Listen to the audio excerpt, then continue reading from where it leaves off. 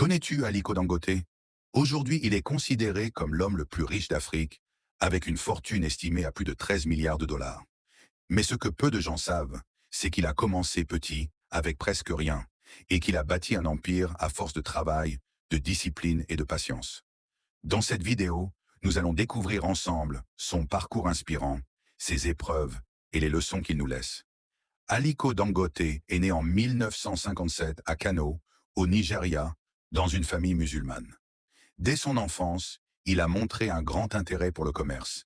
Il disait souvent, depuis que j'étais jeune, je voulais faire du commerce. Même à l'école, je vendais des bonbons pour me faire de l'argent. Plus tard, grâce à un petit prêt de son oncle, il a commencé à acheter et vendre du riz et du sucre. C'était son premier vrai business. Contrairement à beaucoup de jeunes commerçants, Dangote n'a pas dépensé ses bénéfices pour s'amuser. Chaque fois qu'il gagnait de l'argent, il le réinvestissait pour agrandir son commerce.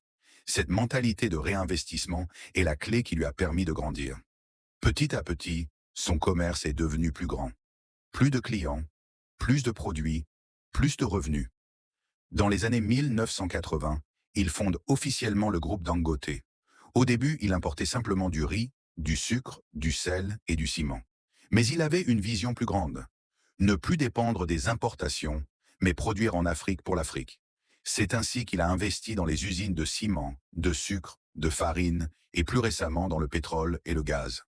Aujourd'hui, le groupe Dangote est présent dans plusieurs pays africains. Bien sûr, son parcours n'a pas été facile.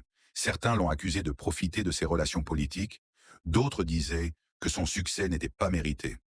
Mais malgré ces critiques, Dangote a continué à travailler dur et à investir massivement en Afrique. Il disait souvent « Je ne crois pas en la chance, je crois au travail acharné ». Aujourd'hui, Dangote est un symbole de réussite africaine. Son entreprise emploie des milliers de personnes et contribue à l'économie de tout le continent.